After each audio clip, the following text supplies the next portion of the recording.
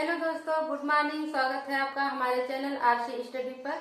कल की क्लास में हमने पढ़ा था स्वर के भेद के बारे में। हमने आपको दो टाइप्स के भेद बताए थे। एक बताया था कि उच्चारण स्थान के आधार पर स्वर कितने प्रकार के होते हैं, और एक हमने बताया था कि जीभ के आधार पर स्वर के कितने भेद होते हैं। आज की क्लास में हम देखेंगे कि मुख द्वार खुलने के आधार पर स्वर के कितने भेद होते हैं, और फिर ओठों की स्थिति के आधार पर स्वर भेद कितने होते हैं। तो फिर हम आइए शुरू करते हैं। तो स्वर के भेद में तो ये हमारा तीसरा है, मुख द्वार खुलने के आधार पर स्वर के भेद। तो मुख द्वार खुलने में पहला हमारा होता है विवृत वर्ण। तो विवृत वर्ण जैसे लिखा है बड़ा आ, तो इस बड़ा आ जब आप उसका उच्चारण करेंगे बड़ा आ, तो आपका मुंह पूरा खुला हुआ रहेगा। तो इस मुंह के खुलने के आधार पर हम इसका नामकरण के विवृत वर्ण।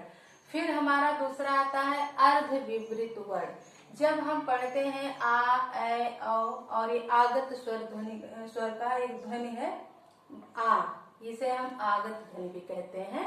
तो ये चारों वर्ण हमारे अर्ध विवृत के अंतर्गत आते हैं, क्योंकि जब हम इसका उच्चारण करते हैं तो इसकी अपेक्षा यहाँ पर हमारा मुख थोड़ा सा बंद होता है। तो इसलिए हम इसे अर्ध विवृत वर्ण कहते हैं। फिर आता है समवृत्त वर्ण।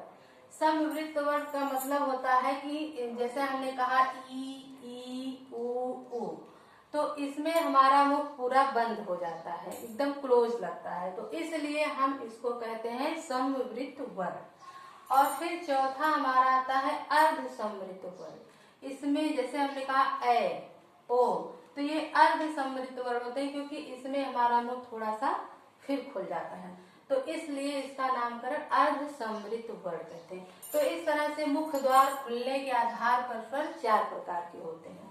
फिर आता है अगला, चौथा है हमारा होठों की स्थिति के आधार पर स्वर के भेद।